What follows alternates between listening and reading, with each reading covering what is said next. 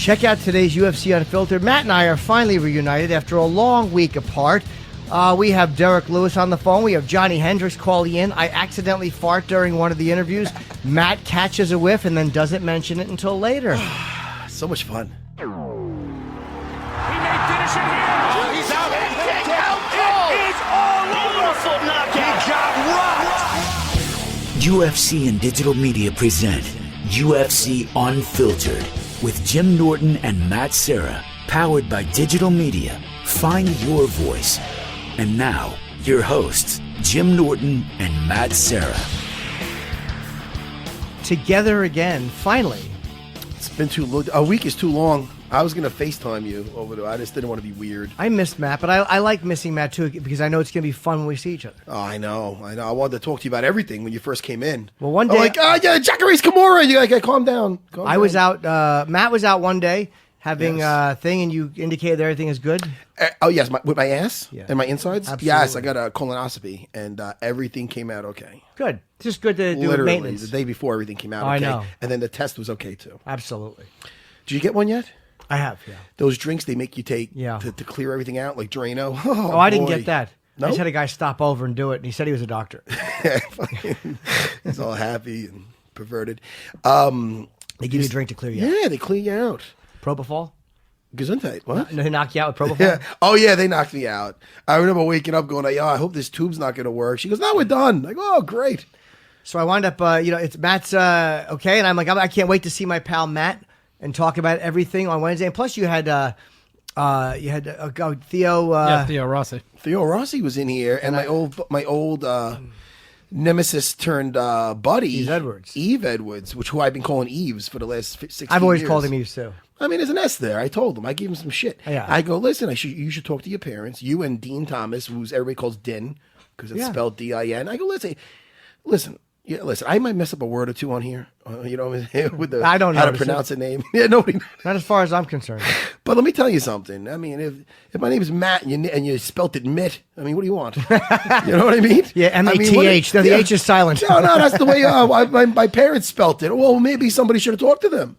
I don't know. I always thought it was Eve Edwards too. Eve Edwards just flows because the S is in there, bridges the E's. See, here's the problem. Eve Edwards. It's two E's. E-A-V-E. It sounds like Eve Edwards. So the S bridges the two soft vowels with a consonant. In high school, I was voted most likely to make up boring linguistic shit. I have no idea what I'm talking about. That's great. So we're just wrong. I'm trying to excuse why I've been wrong. Yeah. Let me tell you, I love when I have guys that I just realize that now because this is like the second guy I had in here that I fought, because I fought Dean Thomas before too. And I love it. I love reminiscing for the world to hear, because it's kind of interesting to hear, like, when I don't know, it is to me anyway, what his train of thought, that he knew he was fighting me, and I knew what I was thinking. Then we fought. There's moments in our fight that one of us could have took advantage of. We were talking about where he laid me down and he jumped off me, and it could have, like, little like decisions in there, like, they mean everything. Like, it's like one zig when you should have zagged, like I said, capitalizing on knocking a guy down. And just, I mean, it means everything. It's a difference between a W and an L. I'm bummed I wasn't here because I enjoy listening to that. Like, I enjoy hearing that experience from guys who were fighting together. And I enjoyed very much when you and Dean were talking about your fight. No, me and Eve had a great time. Then we went and he went back to Penn Station with me. We got some pizza and we caught up. It was good. It was good. I mean, just like in comedy, I'm sure you know guys for 20 years. You just... Because you know what happens? You end up. I mean, with me, I end up like fighting these guys, and next thing you know, you know whatever beef you had, or if you had beef, or over the years, you see them at they're cornering guys, you're cornering guys, you're fighting on the same cards, and you just get these relationships, and like you're in the same press area. Exactly. You just say hello. Yeah. You feel like the same anxieties. You know what it's like out there to risk everything. You have a certain respect for each other. Sure. Yeah, it's a nice thing. It's funny. I watched the fights too, and I had to shoot for a show called Power. We had a snow day on was it Wednesday? It was a terrible snow, or Thursday?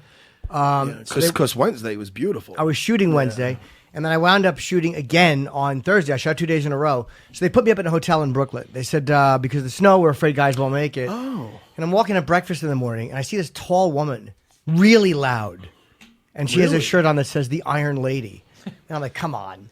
And she turns to the right, and it's Jermaine and her team, and they. I was staying in the same hotel as the fighters. I didn't know that, the Marriott, but they're gone. And it's amazing when I watched her with those people. They were loud and laughing at breakfast and talking shit. Yeah.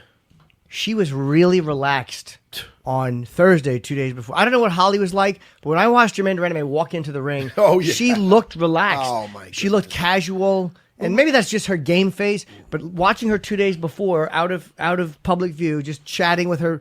And you know who I talked to who's a big fan of this program? Who? And he's a bad motherfucker from Long Island. I like him already. Ryan LaFleur. Hey, see that? Said hello. We should have him in. I would love to have him in, but I thought that was him. He said hello to me.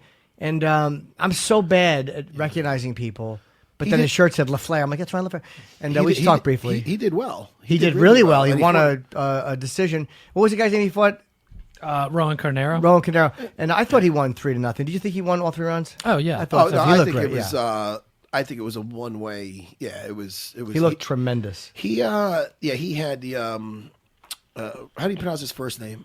Rowan. Rowan. Rowan. Yeah, Rowan. By the way, I just waited for him to do that. I went, yeah, Rowan. and he's phony been I am. around. Rowan's been around a while, and he's a very good jiu-jitsu guy. But Ryan's got a very good wrestling base. He's very good at jiu-jitsu as well. But he's good standing up, and that's the biggest difference in the fight, where he was just stalking him down. And his left hand is phenomenal. Rowan wasn't giving him anything to respect standing up. That's the problem. He wasn't doing anything to keep LaFleur off him. LaFleur was stalking him down and just picking him apart, and it was a great performance by Ryan. I want to know why was there only one prelim fight? Well, that was the only. No, there's a lot of prelims. That was the fight. I mean, pass. fight pass. Aren't there usually a couple of those? Yeah, it depends on the. It was a great first fight of the night. I thought that was a good fight. It was really good. It was technical, and it was 2 tough guys. Once I saw them matched up, I go, "Oh, this is nice," and good for Ryan LaFleur. Congratulations to Ryan. Yeah, we're gonna have him in here soon. He said he listens. Yeah, he said that show you and Matt do together is really good. Ah, look at that. So Ryan, it was congratulations on Yes. your victory, and you're a nice guy. So I'm happy we got a chance. I did not watch Tell me. some of the fights because I was out working. Yeah. And I had a problem with my cable when I came back. It was just whatever. It was in the building. So I got to see some of them, but it kept crapping out, so I had to watch the whole thing. Nobody gives a shit. I'm boring. Everyone, including myself. You're not. Here's why I love Dana. Talk to me. He was not happy. I take it by the fight card because he said at the end of the night that the only thing he said, because literally if they had taken that point, and thank you to, I wasn't sure what would have happened if they took the point. Matt's like, it would have been a draw. And Dana said that's the only thing that could have made this night shittier. Oh, that's. I just love that Dana is not happy and everybody knows he's not happy. Yeah, That's how you know he's happy, when he says he's fucking happy. It was weird. I mean, no, maybe not. Listen, this is the deal. You've been at my house when we had a fight there, right? And it was similar to this one because when you came over on the night of Ronda, you ate like a pig, and it was my father's birthday, right? So it was more of that kind of thing. Oh, listen to me, listen. I did. Oh my God, I did damage. The Serra's fattened me up. Oh, forget about it. Well, this time on the 11th was my daughter Angelina's 8th birthday, so it was the same kind of thing, same kind of crowd. The food was the same amount. Everybody's leaving home. Everybody leaves with like almost a pie of pizza and chicken rolls and whatever else. But so it was a good vibe. So Dana, I saw the post-fight stuff with Dana saying how the best part about the event's gonna be the plane ride home and this and that. And it kind of bummed me out. I go, shit, man. I enjoyed the hell out of this. I enjoyed the hell out of it. Let's talk about the positive stuff. I'm always an upbeat guy anyway. Don't get me wrong. If I thought it was shit, I'd say, dude, that was the worst card ever. I don't think so. Let's talk about the main card. I would say the referees, I was not happy. I thought that. Oh no, that's a different thing. That's something we could talk about. Maybe Dana's itself. mad about that too. Dana was upset. I guess was there? I guess on the main card there was some a lot of they went the distance. No, everyone went the distance all night except for, I want to say, Jacare. That's the only one. Oh, well, listen, really quick. Every fight was a distance. Well, let's talk about the Jim Miller versus Dustin Poirier. That's the only fight on the main card I didn't see. Oh, come on. I saw the end and how about this? That was probably the best fight. I know. What a fun fight, Jimmy. You're going to like that one. I know. I'll watch it. Yeah, we can talk about that more when you watch it because I want to talk about it with you. But you know the deal. Who won, right? Yes. Dustin won? Yeah. But what a fun fight. Dustin was just a little bit more imposing on his feet. He was landing the better, more accurate strikes. But listen, you can't name one fight that Jim Miller's in that's boring. He's never fucking never in a boring. boring fight. Always a scrappy, tough Jersey dude. And he was in there, and he had his moments in the fight. It's not like it was Dustin won, and he should have won. He should have got that decision. But man, when Jim Miller loses, his stock never goes down. The guy, he's always in there. He's always a good fight. He got fight of the night and lost. I mean, it's just, he's always a great fighter. Yeah, so I can't say enough about both guys. And let me tell you about Dustin Poirier. The guy this is his first fight from coming back from getting stopped by Michael Johnson. Yeah.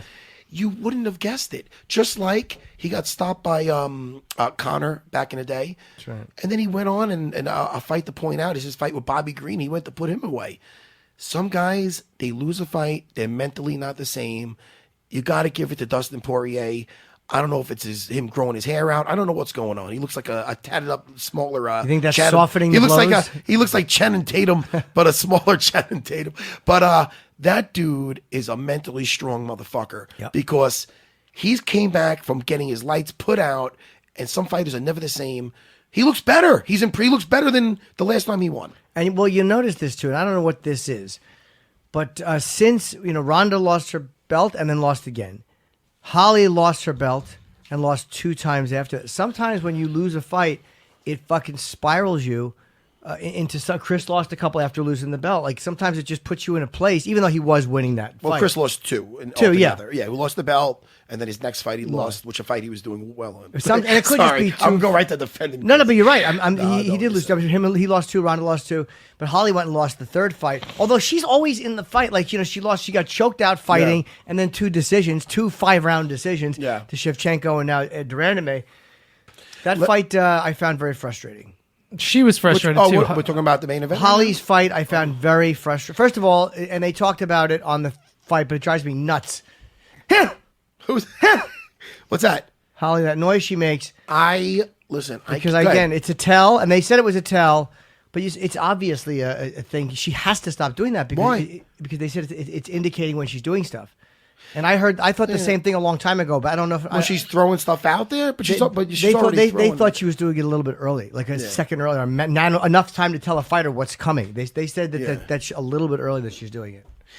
Plus, I don't like. I want to talk about, and we're going to talk a lot about that main event. But I don't want to. There's a couple I just don't want to skip over. Oh yeah. Only because I know once we could talk the whole hour and a half on just that Holly fight, because I can't say enough about Holly Holm. That fight, I'll save it. I'm going to save it. I want to keep people in suspense. But let's talk about Islam. Yeah, Islam Makhachev. Man, and what he did to Nick Lentz. Oh, you got to watch that fight. I'll watch all of them. And this is, I actually thought they were related before Chris Producer corrected me. Yeah, well, they're friends. He's good friends with Khabib, And oh my goodness, man, they're doing something right. Because Nick Lentz does that to everybody. Nick Lentz is a very good grappler, and he has a way of shutting people down.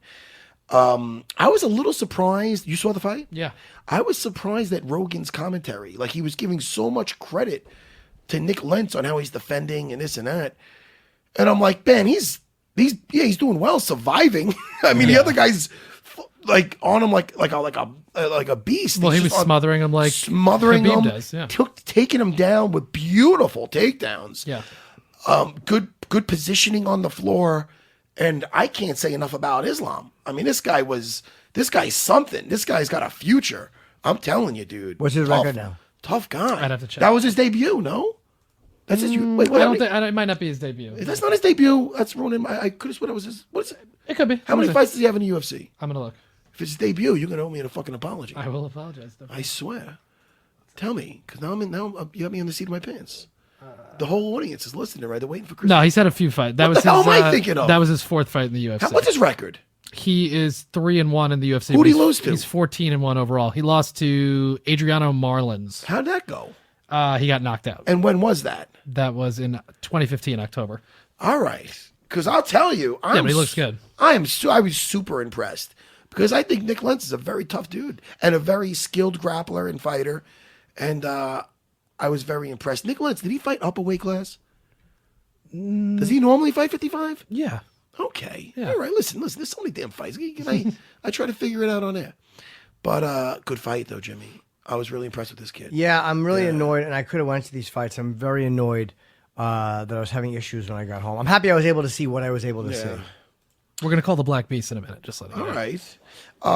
Rick Glenn versus a buddy of mine and one of my former students. He still trains once in a while by me. Is Philippe Nova, and that one depressed me a little bit. I mean, I'm biased. I'm a buddy with Philippe, and Felipe's a great dude, man. You'd like him. Do you think that Glenn deserved the win, or do you think it was a bad Well, decision? the thing is this: I thought it was close, but I thought that Philippe started the right way, and he's got to just give me a little bit. He has to have more output. He has to put out more because he was accurate with his strikes. He was taking away the takedowns, but like what Ray Longo would say, like if you win a first round, and then all of a sudden you take your foot off the gas and you let this other guy get back in the fight, and that's what I kind of saw in this, where it's like, dude, you're so skilled, man. Put a beating on him. What are you? Because he has good movement, and he walked out of there fine. Like he looked. But he needs to put himself in harm's way a little more and really try to take this dude out, or just give me a little bit more because he has it. I've seen the guy train. Right. I've trained with him. He's great, and I just want a little bit more out of him. Okay. Because I feel he's got it. And but hey, credit to Rick Glenn though, because he was very game. Hey, I like the fact that you like the guy and you're friends with the guy, and you'll still go, yeah, the guy got him. Yeah, I was, a little biased, obviously, because it was close, but the other guy was coming forward a lot. And are we good? What do we got? Derrick, what's up, buddy? We're calling Derrick Lewis. How you doing, pal? If people could only see what we see, though. Yeah, because the way he hung up that phone. He's calling the Black Beast. So we got Derrick Lewis. We also have Johny Hendricks returning to the show. He's fighting again. When is Hendricks fighting? Is he fighting on the same card? Yeah, both this weekend. Yep. That's this weekend. Yeah, this Sunday. Actually, how great is it? There's a fight like almost. I mean, like every weekend, man. I don't give a shit about the Super Bowl or anything else. I enjoy the hell out of this. Well, the Super Bowl was pretty amazing. Yeah, I know. You know what? I heard it was. I didn't watch it, but I heard about it. And let's get back to the fights really quick. Oh, Derrick Lewis is 17-4 overall. Yeah. How come he's being listed as 8-2? Is that just in the UFC? Yeah, that's probably. Oh, okay. Because I was like, I know he's had more fights than that. Okay, and I thought he lost a couple more fights than that. Did you see Glover's fight, Glover? To Serra, yes, I did. He, Cannonier, he lost to. He beat Jared Cannonier. I don't think I agreed with that. Are you joking? I'm remembering. I'm remembering the fight. No, you're joking. You're joking. He dominated that fight. Okay, then I'm thinking of. I mean, you could think that. I'm not telling you what to think. No. Did you watch the fight, Chris? I did see the fight. Yeah, I saw it. I know what you mean because Cannonier, I think, threw more, but Glover really took him down. He dominated him. He was single-legging it, snatching that leg up. Oh, yeah. He was. Yes, okay. I mean, what do you call that? A nice flurry at the end of 5-second flurry at the end of one round. But you're right. He was taking him down effortlessly. You're correct. Yeah. He fought smart, and again, he's always that. That's that other guy in that division, that dark horse. When he's on Glover, but he did good. It wasn't a barn burner of a fight. That might be one of the fights that maybe depressed Dana. You know what I mean? But hey, man, I enjoy all aspects of the game. I enjoy watching a guy snatch up a single leg from a guy trying to take his head off and then controlling him, and then I just enjoy it. I did enjoy watching him do that because there was almost no takedown defense at all. It was, yes, I know, yeah, it was definitely didn't look like that. Who kept putting their toes in the fence and the referee kept slapping his foot? Toes out of the fence, toes out of the fence. That might have been LaFleur's fight. No? It might have been. Yeah, somebody kept putting their toes in the fence. And I don't remember who it was. Obviously the decision I didn's like, which is what I was thinking of, was Brunson, Anderson Silva. Yeah, well, before we get to that, we could get to that, but right before that is the Jacare fight. You want to talk about that? Or? That's a very quick one. Oh my God! Well, listen, quick. I could talk about that Kimura for 3 podcasts. Yeah, it was very lovely. Listen, let me tell you. Oh my God, Jimmy, I can't even tell you how. Were you great happy with that? I'm getting emotional. I'm getting emotional over this Kimura. It was so beautiful, man. The thing is this: jiu-jitsu, they call it the gentle art. I mean, look how it looked effortless the way he put. And the other guy's nickname's the Barbarian. I mean, he is. We got him. We're getting back to this. We're not getting off this. That's all right. Do we have Derrick Lewis on the phone? Yes. Hi, Derrick. You're talking to Jim and Matt on UFC Unfiltered. What's up, Derrick? What's up? How you doing? How you doing? Hey, Derrick, did we just wake you up? Did you have your coffee yet? No, I'm almost sick. You what? Up to this blizzard. Oh, okay. I'm almost sick. Oh, all right. Well, it's good talking to you. And I was interested to read your backstory. How did you hook up with George Foreman? Because you started, I guess you started boxing. And how did you hook up with George? We was at the same strip club together, and he came over to my booth and asked me if I wanted to fight. If he seen my hands. Was that at a strip club, you said? No, I'm bullshit. I was gonna Holy say I'm like, he's a preacher. George, I would have no. If that was George Foreman right before the Zaire fight, I would have believed you. But that didn't make sense. Oh, that was great. That's great. You got us. Yeah, he did. You got us. It didn't make sense though, because George is a preacher. You got us, buddy. So how did you meet him? One of his old managers had came to Lou Savory's gym, and he was scouting another boxer there, and I was just there just to train for my first MMA fight. And he liked my style, and so I wound up going over to George Foreman gym for a little bit and training over there. Now, when he you wanted me to okay, and your story is so interesting because you said that MMA you think it saved your life and it saved you from going into a really, really bad direction.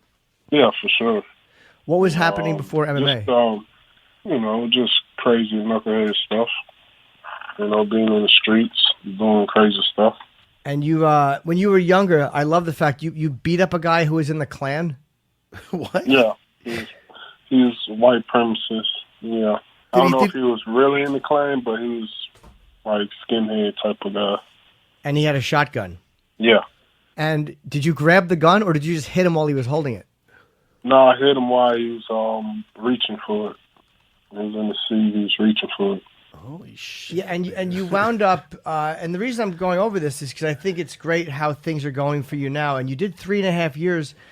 And when you were in jail, did you ever think like, I want to get out and I want to fight, or did you kind of feel hopeless at that time?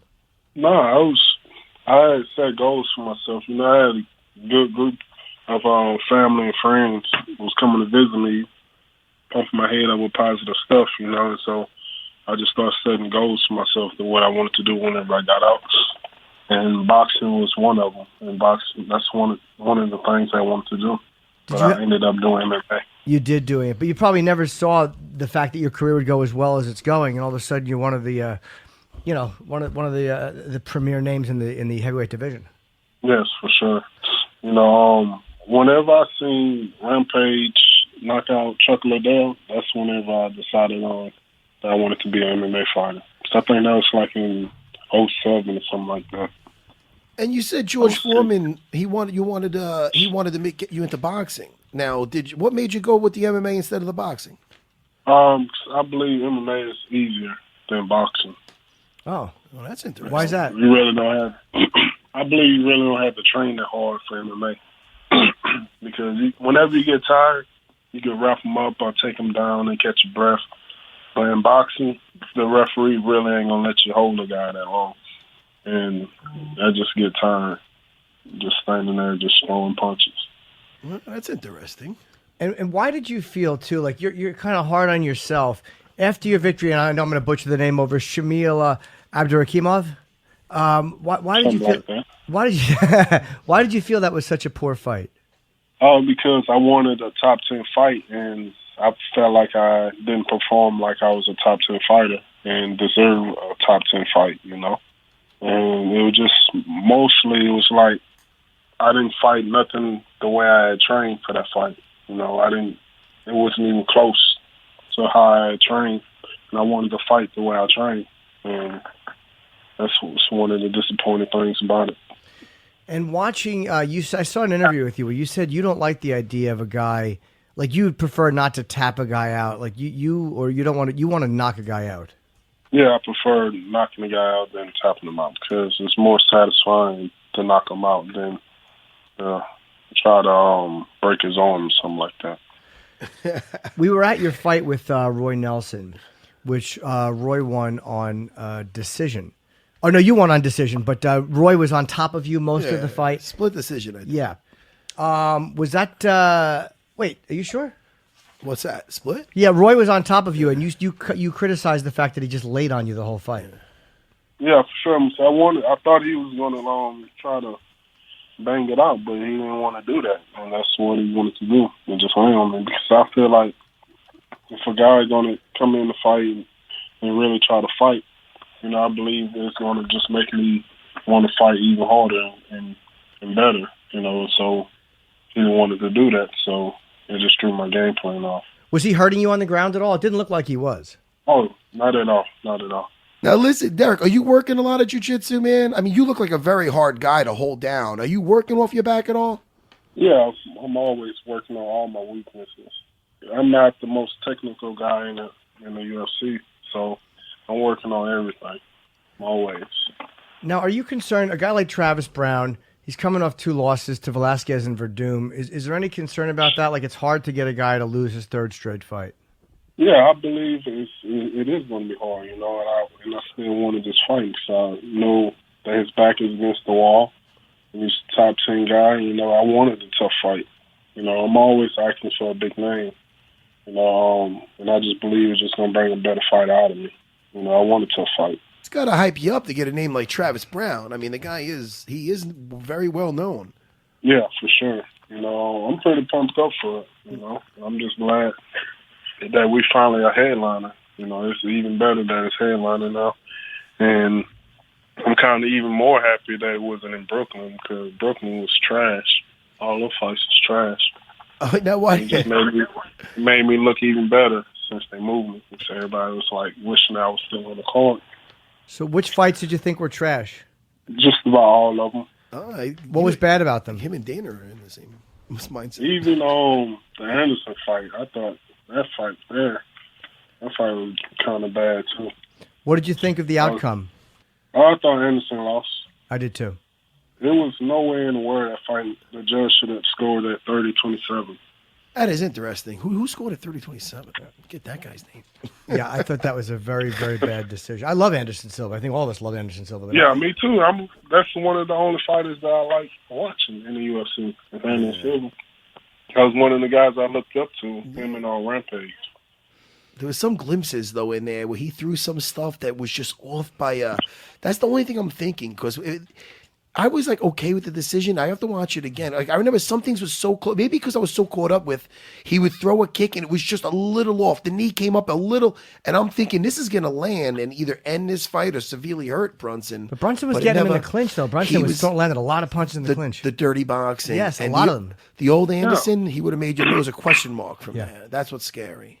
Yeah, I don't understand how Brunson lost the fight. See, he landed way more punches than Anderson did.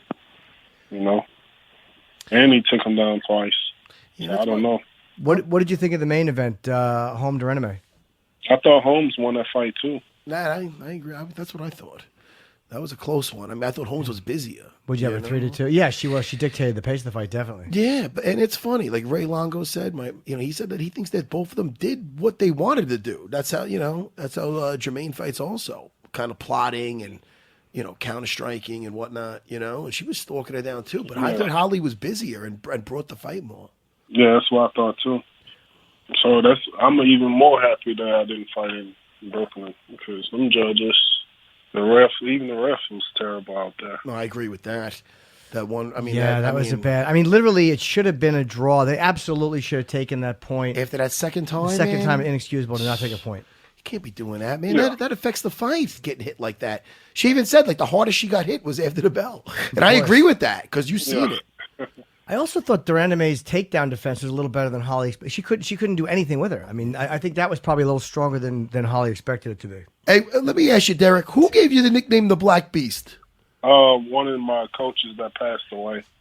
He passed away, last year? About a year ago. All right. About a year ago this month. I was wondering where that came from. Man, that's good. Do you still keep in touch with Foreman? Do you still have it? He must be very happy with your success and how fast you're moving up. I mean, not that it's overnight, but I mean, you are obviously becoming a bigger and bigger name.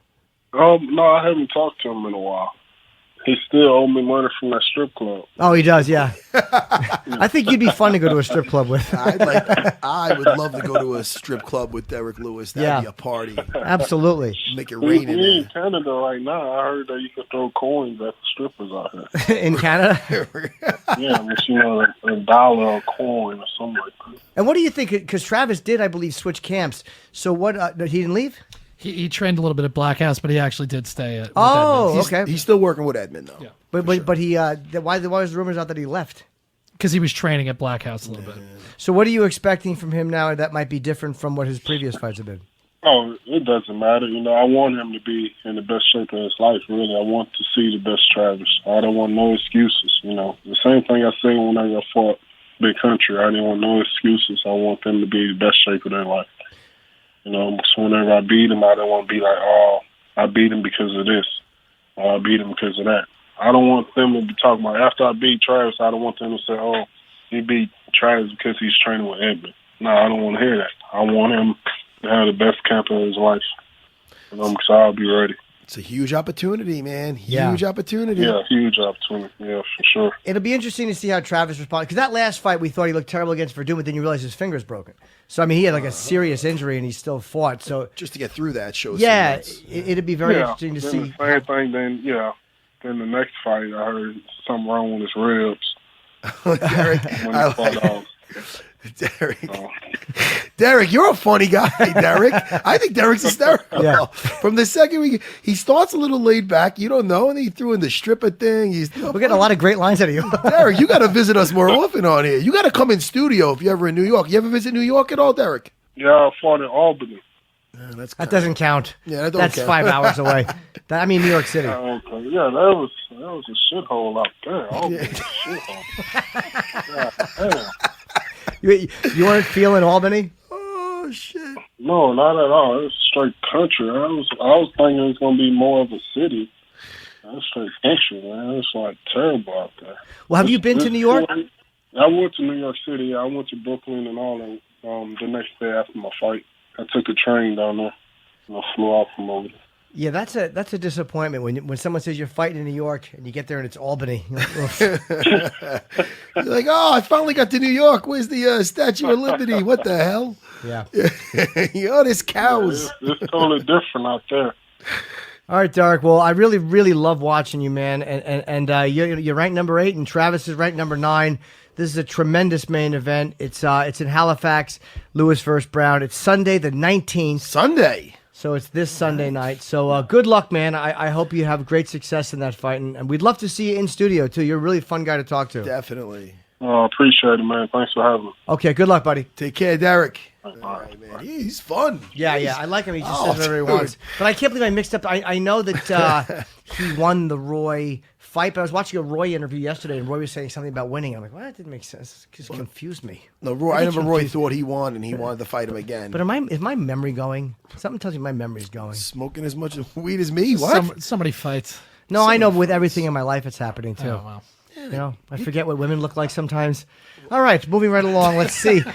Now, listen, back to Jacare. No, go ahead. Anderson, I thought Brunson won that fight. I'm glad my friend Derrick agreed with me. Yeah. I thought that was a terrible You know what's decision. funny? First of all right, we're getting back to Jacare after this because we were on that. But let's talk about Anderson for a second. We can go all over the place because I got ADD anyway. Yeah. But I understand it might be an aging, Anderson Silva. Sure. Okay. I still enjoyed the shit out of it. I was emotionally invested. I liked seeing him with his sons before he came out. Me too. I like what song is it? It's his son made that song for him. I liked watching Anderson. I don't know. I'm like, first of all, his sons got big. They're huge. The last time I seen him, I think they were up to his shoulder. Now I'm like, holy I'm like, who are these dudes? And you could see the bond there. You could see him walking out, how emotional it was. He's enjoying he enjoyed every second of that walkout because he knows he's in the twilight of it. Well, this is it. How many more times is he going to make that more walk? Fights, yeah. Yeah, man. It took me the end of my career to really enjoy walking out the fights. Really, he was very gracious when he won, and he was really emotional too. I think he was surprised that he won that fight. To be very honest, with you. I was shocked.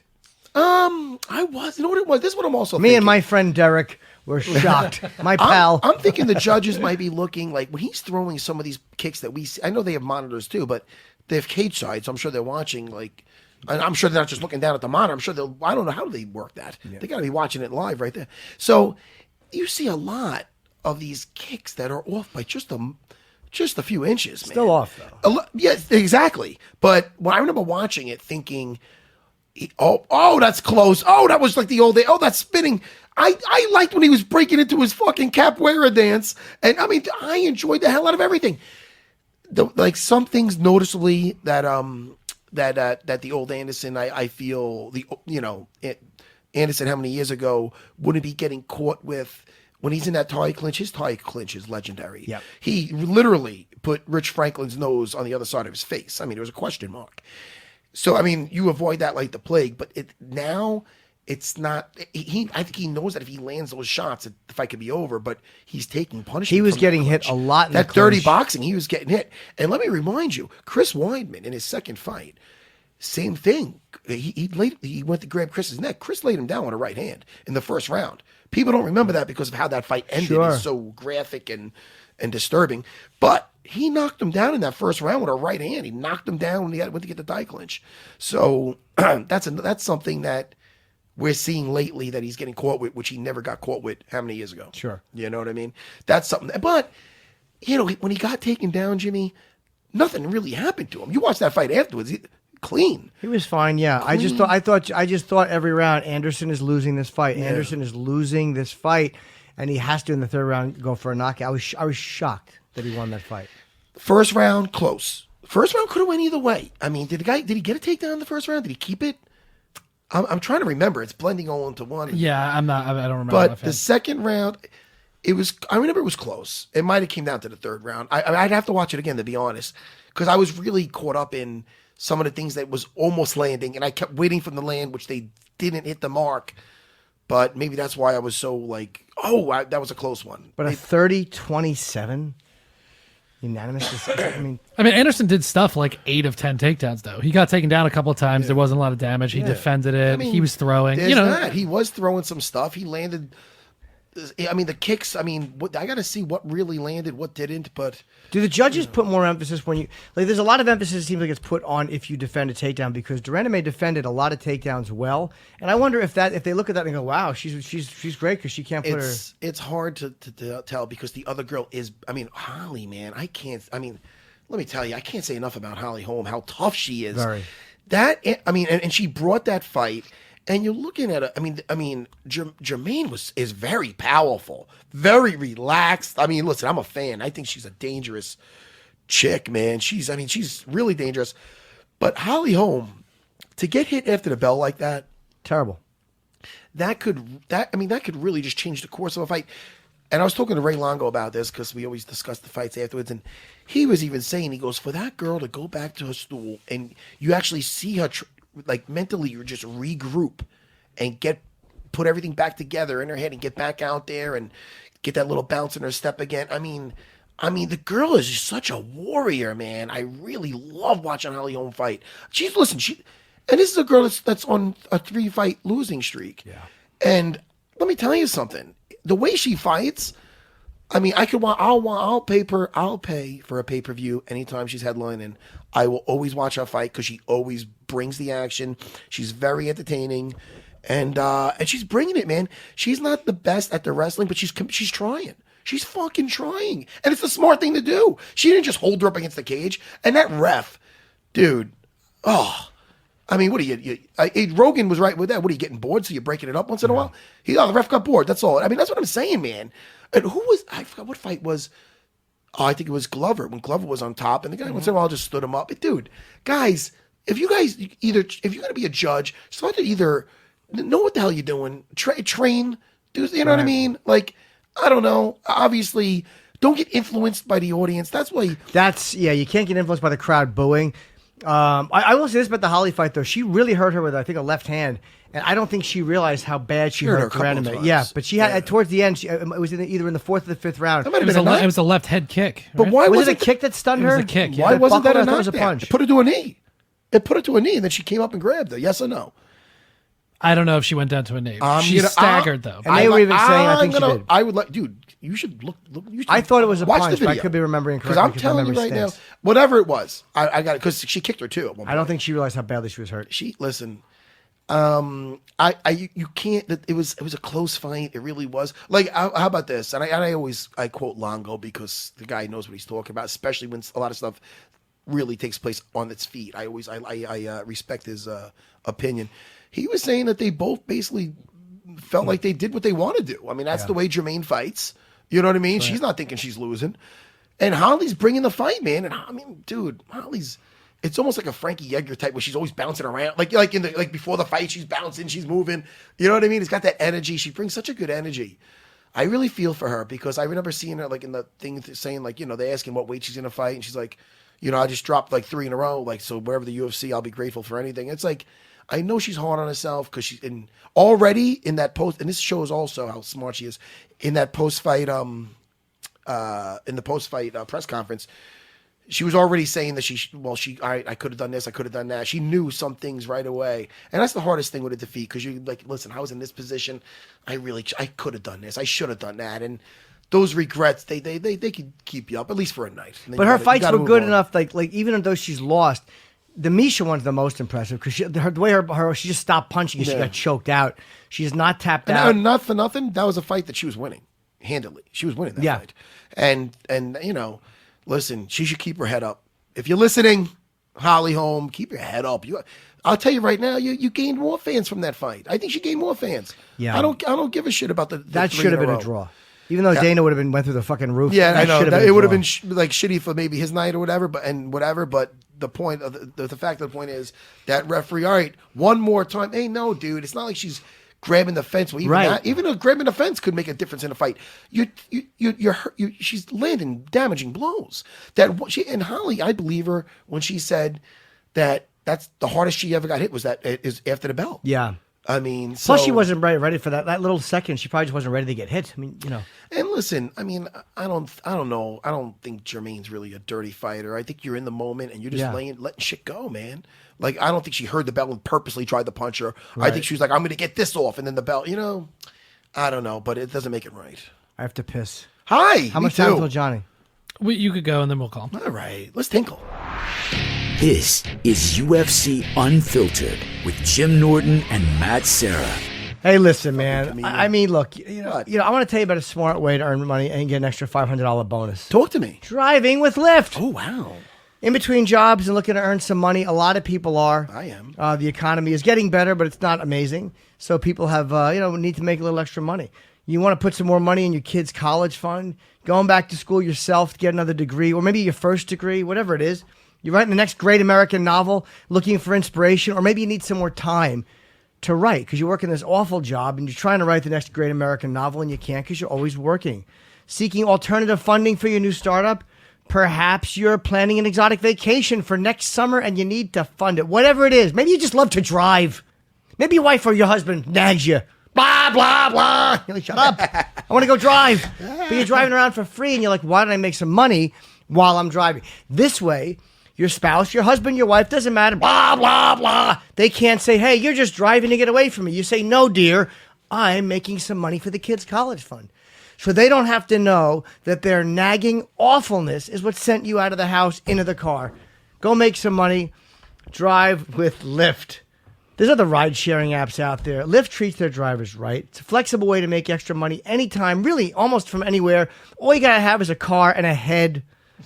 Lyft drivers can make up to $35 an hour, and getting started is literally a tap away. You can drive mornings, weekends, nights, just flip into driver mode, start making some money. It is that simple. Lyft drivers can earn tips through the app. Those really do add up quickly. And you don't have to wait days or even weeks to get paid. You can cash out instantly once you've made $50 thank you to ExpressPay. It all adds up. Driving with Lyft, and it's LYFT, super flexible, allows you to keep 100% of your tips, always there. When you need the extra cash, you're pretty much your own boss, that's what everyone's goal is. That's why I do comedy. I want to be my own boss. You like making people laugh? I would want to do this for a living if every time I told a joke, people burst into flames. I like being my own boss. Me That's too. the job. Yes. That's why I do this. Uh-huh. Laughter, good. Yeah. Your own boss, great. Yeah, it's a cherry on top, the laughter. Sign up today, lyft.com/unfiltered. It's important because this way Matt and I, who are holding on by our fingernails, keep our jobs. You could be a funny Lyft driver. Yeah. I'd love to be a Lyft driver. Yeah. I might be soon. You and me both. Right now, LYFT Lyft has a special offer for our listeners. You get a $500 bonus after you complete 100 rides within 30 days. That is much easier than it sounds. That's like 3.1 a day or whatever. Very, very easy. Go to lyft.com/unfiltered today, and you can start making extra money and get your $500 new driver bonus. A limited time only. Restrictions do apply. That's lyft.com/unfiltered. Yes. Do it. We believe in it. That's why we keep reading it. Lift. Rocket Mortgage by Quicken Loans proudly supports UFC Unfiltered. When it comes to the big decision of choosing a mortgage lender, it's important to work with someone you can trust who has your best interest in mind. And with Rocket Mortgage, you'll get a transparent online process that gives you the confidence to make an informed decision. Don't waste time searching through stacks of paperwork. With Rocket Mortgage, you can securely share your financial info to get mortgage approval in minutes. You can even adjust the rate and length of your loan in real time to make sure you get the mortgage solution that's right for you.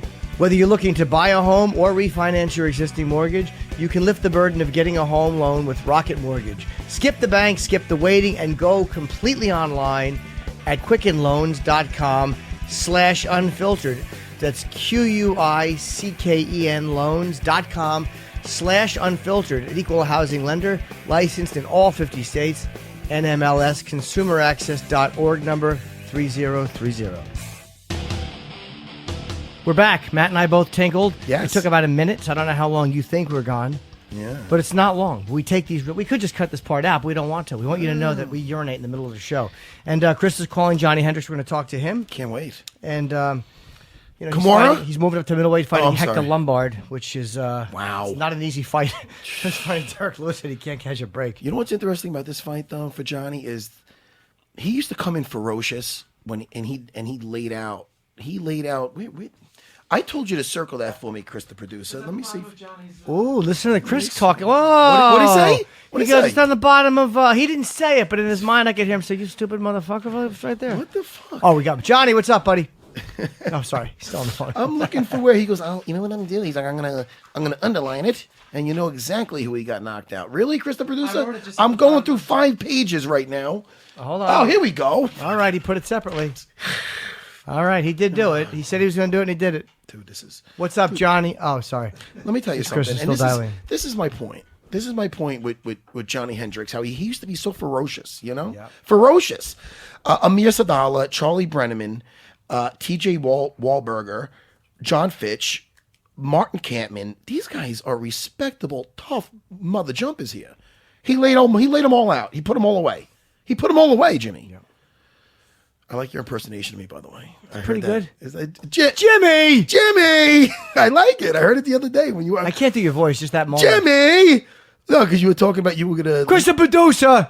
It's not bad. I did one of you, too, the other day. Oh, no. How was it? No, hey, it what's wasn't- up, Johny? Sorry. Oh, we don't have It wasn't bad. I me know hear it was it. awful. I can't really. Let me hear it. I can't really do anything good. I wish he would have saved it. I was gonna have you make the clips of when he did the impersonation of me and I did the impersonation of him. You have that queued up? No. Okay. No, I would just say, you silly goose. I don't know. You like to say silly goose? I do. And I can't do your voice. That's about as My voice is you kind silly of- goose. my voice is so get it. Give me undies, you silly goose.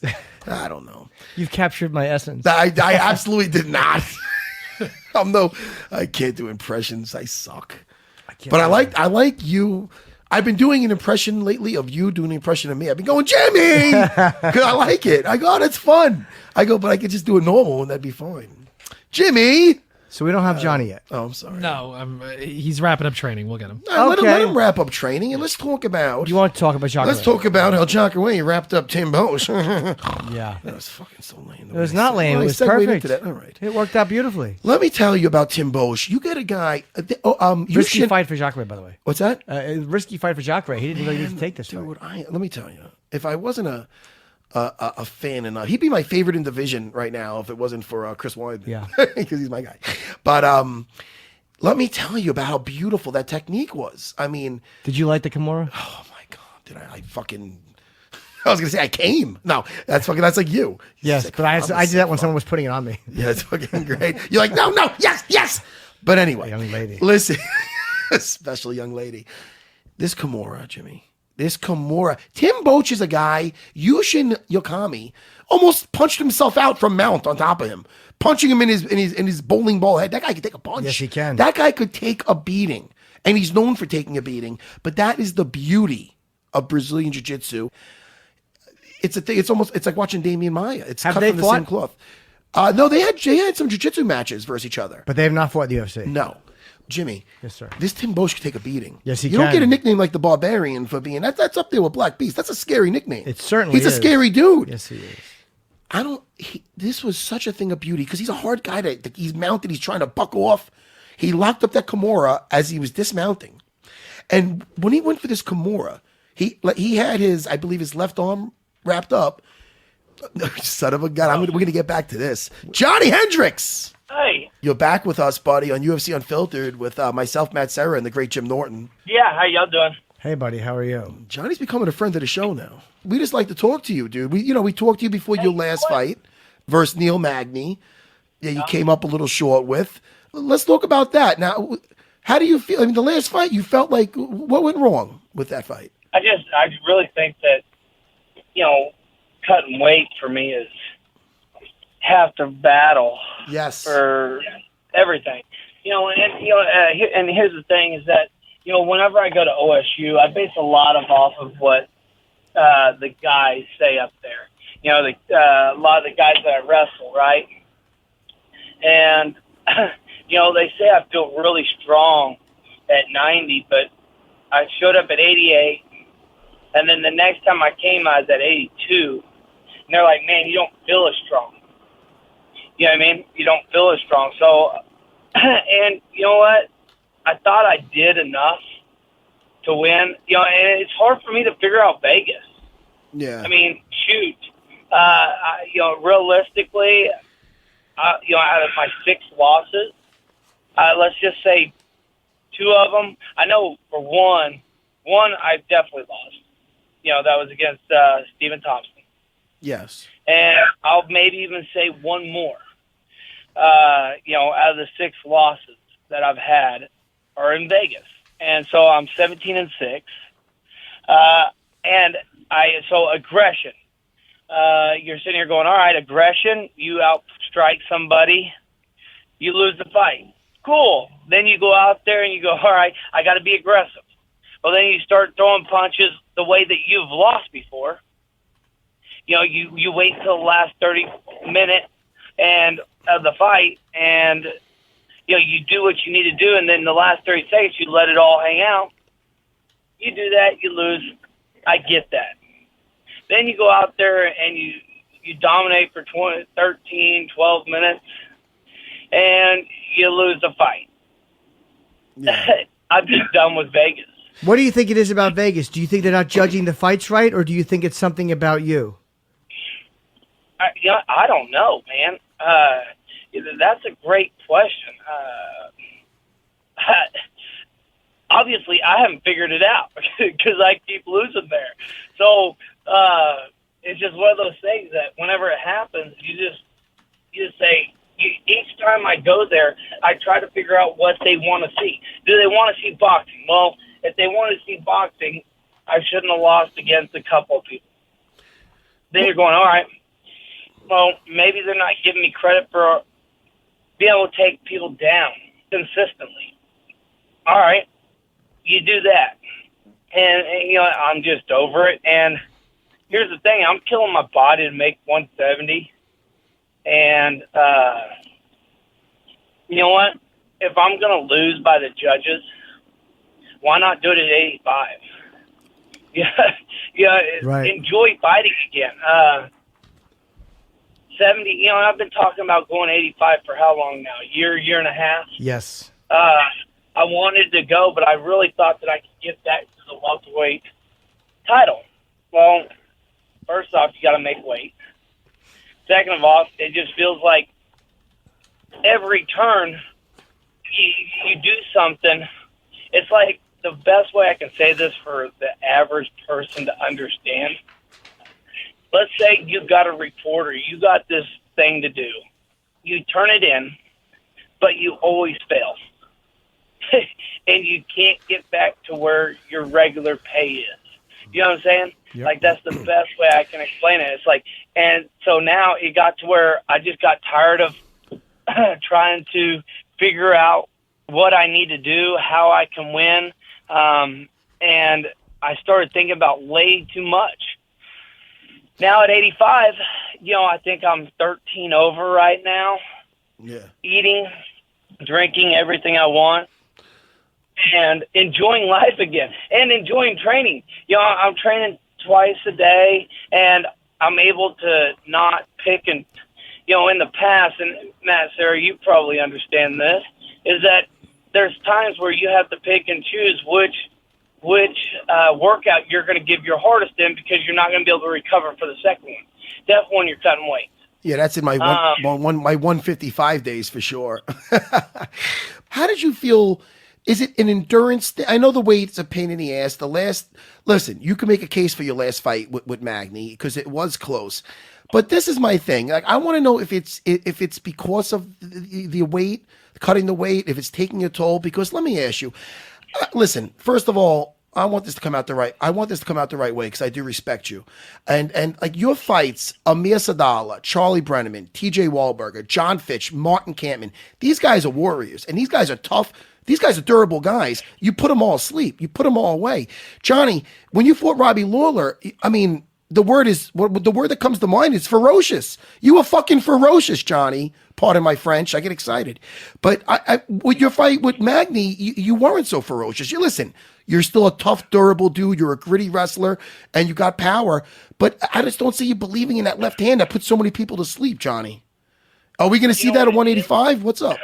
That's what I'm hoping to see at 185. Because, like I said, yes, cutting weight. Because people, the average fan doesn't understand, and obviously people on Twitter don't understand. Here's the thing: is that once they did the IV ban, and anybody, and I tell anybody to do this: hey, go run yourself, go work out really hard one day. I don't care if you've worked out before in your life. Go work out, and then right afterwards, go get you an IV. And oh my gosh, you're gonna feel like you didn't work out yesterday, and that's what 70 did to me. Whenever I would get so depleted, even though I had a great nutritionist for my last couple of fights, you're still gonna get depleted because you're changing your body. Even though we're weighing in early in the morning, your body can only flush so much water to where it needs, and with an IV, you put it directly in them veins, it's going to go everywhere, and it's going to go everywhere very fast. So the next day, you feel like you didn't cut weight.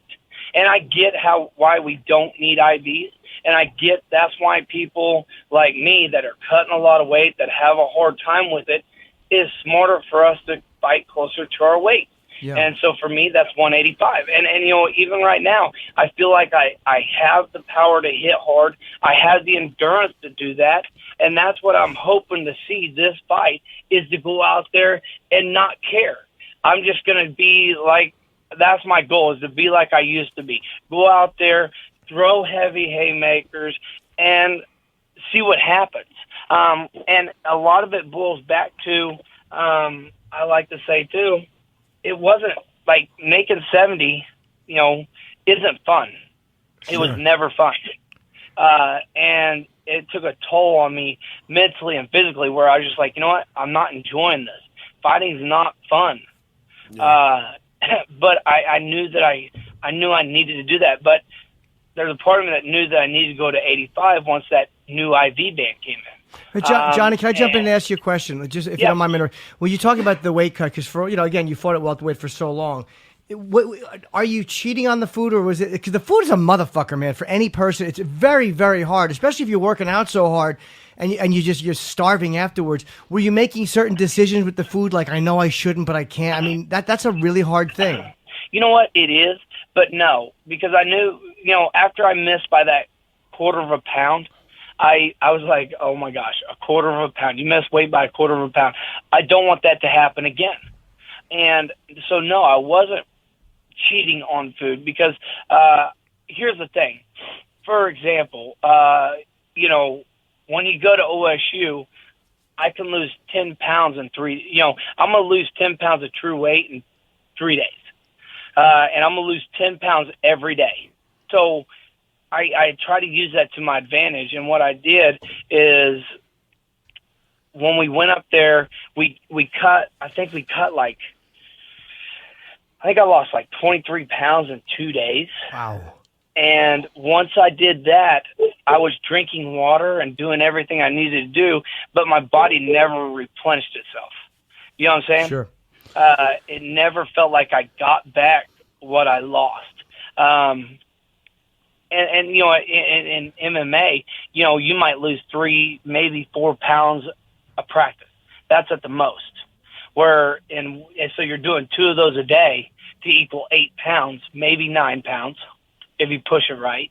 Where in 2 hours in wrestling practice, you're going to lose 10 pounds. John, you said you're walking around 13 pounds heavy. You're 198 right now? Yeah. 198, and my goal is to hit, tomorrow I plan on hitting 90. So I'm going to show up on Wednesday. That's my goal, to show up at 190. So I just I can still work out. I can still do what I need to do, and I only have to worry about 5 pounds. And that's I think that's going to make it easier on me as well. Well, I'm excited. I'm excited to see you at middleweight. Yeah, you're fighting a very tough guy in Hector Lombard. You know that. Yes, and and that's why he's ranked in the top 10 at 85, so that's a great thing. And not only that, but he used to be a welterweight. I thought I was gonna have to fight him at welterweight, and he moved up. And with me wanting to move up too, it actually sort of came to light perfectly for me and what I want to do. But like I said, I really do believe I have the power to be at 85. I think that's what hurt me at 70. And John, just to jump, I don't think he is. He's not ranked. Number 5 is Musasi. Weidman's 4. He's not ranked. He's not ranked? Oh, there you go. No. Oh, that's fine. Lombard. Hey, you know what? Here's the thing. I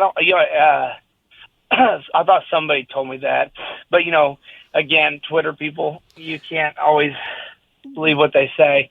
But and that's the thing, is I never look at ranking. I don't I don't really care. I just care that I enjoy the sport again. Sure. And that's what really, to me, is the key of my success, I think, is waking up every day, enjoying what I can do. Well, I was super impressed with Kelvin at middleweight. I thought Kelvin Gastelum fought amazing. Yeah. I mean, he fought Tim Kennedy, who's a killer, and he looked the best he's looked in age. I thought he looked the best he's looked ever. I mean, he looked great in that fight. So I'm really I'm hoping for similar results with you. I really want to see an energized, ferocious Johny Hendricks in there. That I'm looking forward to that.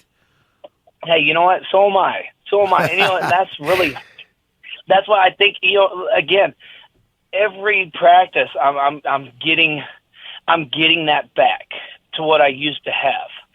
Because, even at, 3 years ago, making 170 wasn't hard. It was, it was still an enjoyment to make welterweight. Now, making 85, like I said, I can eat and drink whatever I want, and I'm going to be 200 right now. And that's really what I've walked around with the whole, for this last 5 weeks, is 200. And so my goal is to get down, touch, 85, and then fight at 195. And, when I fought GSP, when I fought Robbie, that's usually whenever I walked in at, is right around 192 to 195. And so so pretty much everything that I did for welterweight, I'm going to do for 85. And I don't want to make it harder on myself. That's why I'm trying to stay around 205, 200, so the weight cut's still easy. Right. So it doesn't kill you. Yeah. Well, good luck, man. I love watching you fight. I mean, your fights are always entertaining. Me too. Hector Lombard, I don't give it doesn't matter if he's ranked or not. He's still Hector Lombard. So that's a tough kind of debut in the middleweight division fight to have to deal with. Great matchup. You know what? I agree with you. He's always dangerous. It reminds me of fighting Robbie.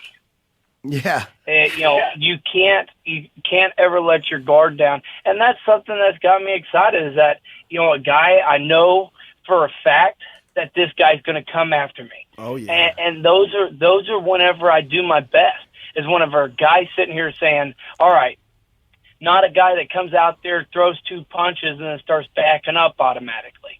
A guy that's going to actually come forward and try to hurt me as bad as I'm going to try to hurt him. And that's whenever I can shine the best, I believe. And that's what I'm sort of excited to see how it plays out. Because, realistically, this could end in the first minute, first 30 seconds, Sure. the first period, because we both have that kind of power. And I believe that it's going to be me getting that finish. All right, Johnny, before we let you go, just one question, because you mentioned Twitter twice. What have people said on Twitter that annoys you? Like, what is it? Because that's kind of on your mind, obviously. Oh, well, it's really not on my mind, but so one of my favorite things is that USADA and steroids. What do you mean? Those are my two favorite. They're always like, now that thing that makes one guy made me mad. It was one guy. I was sitting there. He said, I guess GSP was right, and Johny was on steroids because now that USADA came out, he hasn't looked as good. Isn't it funny how they can get you? They can get to you, even though you know they're full of shit, Johnny. I got off Twitter. I told Jimmy my life is better. Yeah. I just know I got one too many fat jokes. They can go screw themselves. I don't need it. I don't need that. It's different if Jimmy does it. Fun. I would never. I know, but we play. It didn't so much get to me. I just told him, I was like, well, first off, then obviously you don't know about the USADA band. Yeah. And I said, and second is, I just said it takes one to know one. Yeah, Johnny, you're a good guy. Well, and that's the thing is, I go, and all I said was, you know what? If I'm taking steroids, I'm gonna go after the guy that I'm getting them from, because obviously they're not doing their part. There you go. I do not look like I. You're funny. You know what I mean? I'm on. I must be. They must be water dosing me. That's all. Yeah, you're getting a bad batch of juice. Well, listen, you don't need the juice, man. We believe in you. And we're really looking forward to this Sunday night. Yeah, co-main event in Travis Brown against Derrick Lewis. Thank you, buddy, for calling, and we'll talk to you again, okay? Good luck on Sunday. Hey, thank you, guys. You have a wonderful day. All right, Johnny, you too. Take care, Johnny. Bye-bye. Such a good guy. I like Johnny, and I'm telling you. Such a good guy. I know Chris, the producer, was a little concerned with his weight cut last time. He goes, "Yo, he don't look too good." It wasn't as bad as, I mean, it might have been a bad weight cut, but it does make you do feel like you might ramble. Like, when there's times when I make 155, and Longo's like, "Don't talk to anybody. Let's just get your weight in and get the hell out of here and get you back to being normal." Because I was just talking in circles, and it's a mother, man. Why don't guys just, and I know this, just fight around their natural weight? It just seems like the energy I know that there's a big weight difference. A guy goes up 20 pounds, but it just seems like the weight you cut, the energy you lose from that has got to not be fucking worth. If you walk around at 190 and you fight at 185, that makes a lot more sense than going down to 170 just because you get heavier. Right. Yeah. All that energy you lose. I had sent Matt a video that I'd seen where Johnny was, press was around, and he just seemed he was rambling. delirious. No, he was rambling because he was. Because Johnny, and I was like, I'm concerned he's not going to make the weight because he really just didn't look healthy. If you heard him talk just now, it was it's not. It wasn't that. It was a little off. Yeah. But it was Johnny. It was Johnny just making his points. Like he just said, like when he was making points, like if I told you, like, you have to lose this much weight, he was kind of saying the same thing, but a little off because he's sucked in looking like Gollum, and you know what I mean? Yeah, of course. But I love the guy. I'm excited to see him. Listen, I mean, I want to see that ferocious. He needs to be that ferocious against of Hector. Yes, he does. Because this is the thing, he can't just rely on that wrestling, because Hector's not easy to get down at all. He's not iffy. I mean, not for nothing. I don't know if Johnny can even get him down or keep him down. He's a hard guy to get down. Yes, he is. You're going to have to rely on that power now. And I'll tell you, what a great matchup. That is a great matchup because Hector Lombard, and again, I'm not just saying it because he's my height, dangerous as hell, man. Dangerous, powerful. This is going to be fun. Yeah. This is going to be fun, Johnny. Jimmy? That's okay. You call me Johnny. You're talking about Johnny. I don't mind. I know. I get excited. Hendricks Lombard is the co-main, and the main is Lewis Brown. Both really, really interesting it's on, fights. And this weekend, is it on? Sunday night. It's on. Tell me where it's on. It's on FS1. The main card starts at 9 p.m. Wait a minute. What is Monday? President's Day, right? Yeah, I think so. Is it this coming? It might be this coming Monday, but this fight's on Sunday. When is President's Day? Because it's usually the night before a holiday. Yeah. All I know is my kids are off a week next week. Why? I don't know, but they're home for a week. What's the date that it's this fight winter is? recess? Yeah, President's Day is the 20th, so this is on the 19th. Okay. So that's right. Did I say the 11th? I'm so stupid. No, the 11th was the last pay-per-view. That was a pay-per-view. This ain't a pay-per-view. No, I know. Yeah, man. I just I'm looking forward. I'm looking forward to this weekend. But listen, I know we're gonna get out of here soon. But really quick, back to that Jacare fight. I wanted to talk about that because I thought of you immediately. Oh my god! I wish I could have watched it with you, but I wasn't invited to the party. It was so. Oh, you're always invited. I'm just kidding, Jimmy. I'd fatten you up, man. Oh my god, Jimmy! I'll tell you right now. I woke up last night. I did 3 cockapoo duties. Got a boy. I had a stomach ache. That's all right. A little tummy I'm okay ache. now. I don't I'll wanna rub your talk- belly. A little tummy I don't ache. want to talk about it. All right. But anyway, and there's times that I just jump right in the shower because I'm very clean. After you shit. Jim, I do the 2 wipe I test. shit in the shower.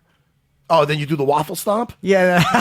It's just, You know, you have to smash it through the fucking thing. Yes. That's what I have. This girl I told you before. This girl Liz, one of my purple belts. She's more vulgar than anybody, and she just says stuff that's sick. You ever do the waffle stomp? I go, what is that, Liz? Oh, you take a shit in the shower, you stomp it through the drain.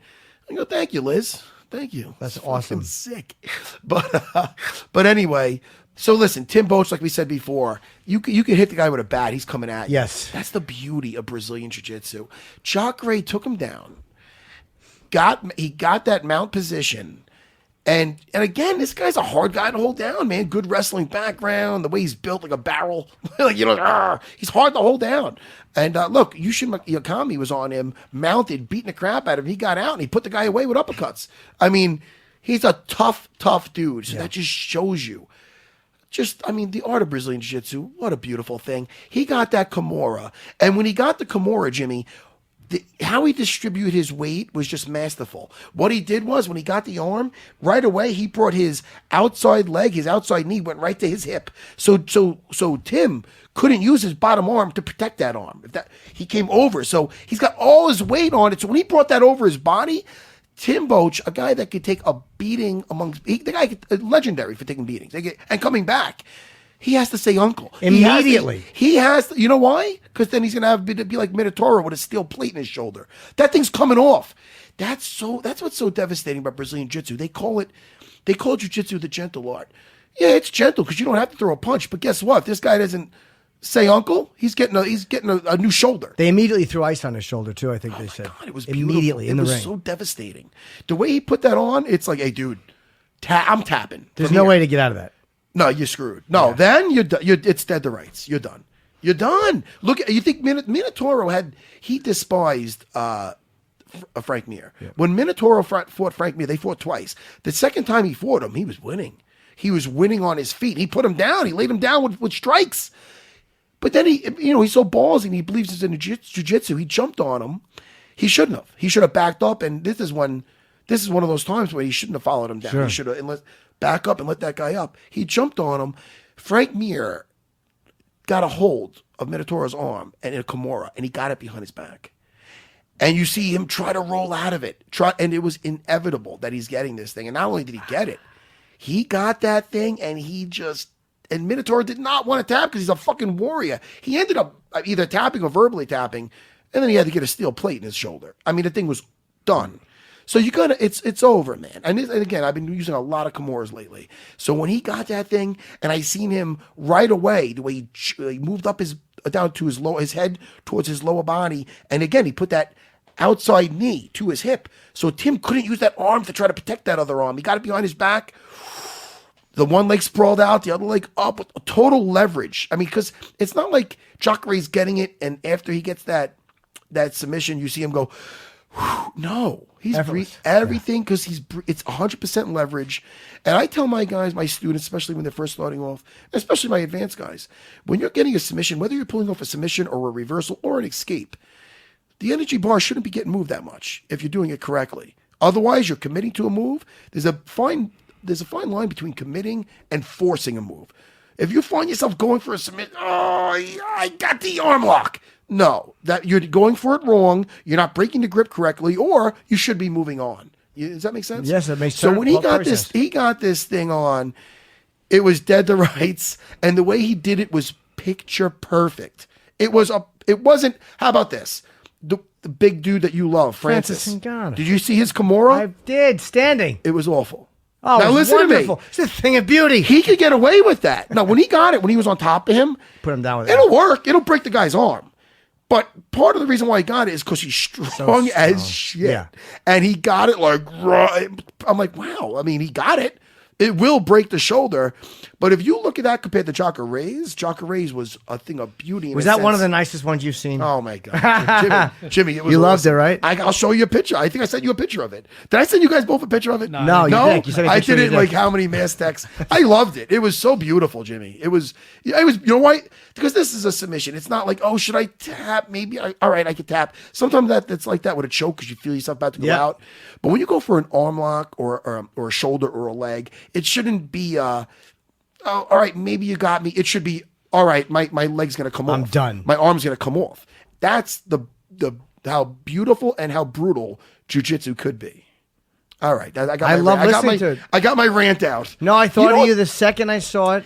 I texted Matt after. I texted, I think, during the Brunson Silva fight. Yeah. But, you know what's funny, Jimmy? I got people hit me up either on Instagram or whatever because I'm off Twitter now. And sometimes they'll write to me that I get messages that they starting up jiu-jitsu because they hear me how much I love it. I am going to start jiu-jitsu. And I like that. 'cause My I right love turning tendonitis. people. I texted Anthony Bourdain's a buddy of mine, and he Yes. takes jiu-jitsu, and he recommended it highly. He's like, it's addicting. You're It's going to so love great. it. So great. But I want to take it with your At Henzo's. with your You let friend, me yeah. know. I will have them. They'll be ready for you.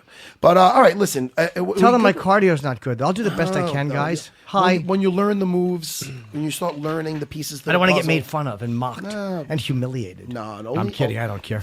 I That's enjoy only those things. That's only on sexually. your dates. Yeah, you beat me to it. Thank you to our guests today, Derrick Lewis and Johny Hendricks. I really want to see Derrick Lewis in person. He has a very dry sense of humor. I like his sense of humor. Yeah. I thought he was funny. Look at this. Yeah, that is. Oh my God, it's a Kimura. Wow. Look at that. Look at that. No, it was beautiful. I thought of you when I was watching This is it. Jacare's May I see it? Kimura. Look at that. That's going to touch the back of his head. He's about to straighten his right leg. So he has 100% leverage on that thing. And I think he can take it off and put it on his There's mantle. really not much Tim can do there. No, yes. Uncle! It always makes me nervous when I see stuff like that. It's like, please just tap quick. Like, it no, always dude. worries me that their other hand might not be available. The By the way, look at Frank Jacare's Mir, face one. in that. Yeah. He's really putting pressure on that. Oh, well, he's saying, hey, dude, you're out of here. Was that Minotauro Mir fight Yes. when they snake rolled? Oh, yeah. Well, was this- he that had was it behind yeah, his back. yeah. And when he has it behind his back, you could do a forward roll. But if they, Or crocodile roll. yeah. They called it a snake roll. What a No, the dope. crocodile rolls. You're thinking when he has the he's going for like the Doris choke and the anaconda choke. Like that's when you call. Is that more the of an same alligator. fight that they did that? No, well, they did a roll around, but it was basically Oh, arm God was damn it. behind. It's good. The arm was behind the back. Is that when they rolled around like two reptiles? Yes, I don't know. Listen, all I know is Kimuras for everyone. I love it. I want you to show me a Kimura standing after we get off the air. You got it, man. I'll show Gentle. Let me amend Yeah. that. I want Well, you usually- to gently show your friend a Kimura. you. Yeah, Just Yeah, tap it's him. hard. You can't really finish standing. You have to. Oh, yes, I can. I bet. Oh, you sick bastard. What else do we have? That's it. So much actually more to talk about, but let's save some for next podcast. Can we say who we're having in or no? Yeah, Or is it premature? I think it's okay to say. Want to keep Yeah. the suspense? Yeah. Let's keep everybody. Let's say this. We are going to talk about Max Holloway, Jose Aldo, which has been announced. When is that fight happening? June 3rd in Rio de Janeiro, Fuck. Brazil. Yo, Max. Ooh. Max don't give a beep. Why am I beeping? A shit. know. He doesn't give a shit. Doesn't give a hoot. All right. He doesn't give a hoot. I'm trying to clean up my act. But dude, the guy's going to Brazil to fight him. He doesn't give a shit. Dude, and that guy's That's on a a mission. great fight. He's on a guy. Listen, guys like Max Holloway, guys like Tony Ferguson. I like watching these guys. Ferguson, I say Khabib. that because these are. Oh, that Who Tony. are you picking? I know you want El Kakui dance. I love. How about this? I love his skill set. I love his attitude more than anything. I love Tony Ferguson's attitude because he's a bad motherfucker and he's got a well-rounded skill set. Having said that, I just Khabib is just that guy. I'm just you know how much I love Kimura. You see that Kimura? How about this? We never touched base on this. How about he said when he fought Michael Johnson, and what I love about Khabib's shit talk, it's very direct and it's not. He's basically saying what he's gonna do, Yeah. and listen to me. It's fucking. I said he's a monster movie. This guy. He's a nightmare. Yeah. He's a nightmare. He gets on top of you, and his grappling. Oh my god! But he said this is what he said, and I don't want to misquote him, but he basically said that when he had Michael Johnson in that Kimura, he was very easy. because that could change your whole that's career. right. He said he was didn't wanna easy hurt with him. it. He Yep. didn't want to hurt it to him. And he said he gets Tony Ferguson in that position. He wants to break his arm, dude. That listen to me. That's going to make El Kukui. He's good off his back. He works a lot with Eddie Bravo. Very dangerous rubber guard, very elastic. Khabib is very good at posturing out of submissions, laying down strikes, and then getting a superior position, passing the guard. He's never in that butterfly guard. Right away, he's putting a leg in the middle. So he's taking away half the guy's attack. He's striking, he's knee cutting, he's passing, he's looking for Kimuras. Dude, I'm getting excited. I'm going to have a heart attack. I can't wait for that fight. What is that? I can't wait What is for that fight? That's March 4th. That's the same as Woodley Wonderboy, too. That's the co-main. And I think that's when Logan's coming out. Did you see the trailer for Logan? I didn't like it. I don't want to talk to you. Did you see it? Yeah, it looked good. Oh my God. Nerdgasm, Jimmy. Yeah, it looked good. No one gets me excited. What was the song they used? Oh, Hurt. Yeah, and there's Johnny a new one. Cash. There's a new one out. There's a new trailer out for that. And I know we're getting out of here now, but That's okay. I get animated. I can't listen. I'm a married guy. Now you talk about whatever you like, my friend. I'm happy to be here with you. Listen, Jimmy. Jimmy! God! I just like saying Christopher Dosa! Hey, what's with the air conditioning? That Logan trailer looks so good. There's a Yeah. second trailer out, and it looks so great. And thank God for that. And by the way, a big F you for that you shitting your pants before. I kept it together. Did you get I'm a any of that? professional. Did you get any of And I that? don't think he realized. I got it. It wasn't as bad as the... Did you just do something else? I did not know. A little gas snuck out Listen by to me. He did a accident. gasser during that... was heard it it. Johnny or Johnny Derrick? Hendricks or Derrick. I think it might have been A little Derrick. gas snuck out. I got mean, nervous. it wasn't as bad as the other day, but it wasn't Did you good. get any of that? Oh, what? I didn't think you smelled it. Dude, it's like he does like a heat-seeking missile. His farts go right to my nostril. Yeah. It goes right to it. It was an accident. I got nervous. I was so All right, excited to be on the guys. phone. A little gas snuck out. All right, listen to me. I don't disagree. I don't kiss the boss's ass, Dana. No, Dana I don't was- kiss Dana's ass. I get along with Dana good. I break the guy's balls. That's why he has me on the Sure. Dana White looking for a fight with him because he knows I right. can break his balls. But I disagree with him. I fucking enjoyed this last Well, that's week. where you and I part company. I agree with the boss wholeheartedly. You thought that card was shit? No, I'm on thinner ice in the UFC than you are. Oh, you think so? You're a legend. I don't know I'm just kind of A fucking legend. That's hanging nice. out. Thank you. No, you're not. You are a legend. And, Oh, cut it out, Matt. Let's no, just no, get out you're of good. here. You're good. But listen to me. I think Dana's wrong. I enjoyed the hell out of that card. But hey, listen, I'm just an Uber fan. Yeah, well, I'm not. I like Lyft. I'm a Lyft fan. Boo for They both can't of all us. be gems. Mine listen stunk to and me. yours stunk too. Good for us. All right, Jimmy. Listen, I'm going to see you in a couple days, and I miss you already. Goodbye, buddy. Bye, pal.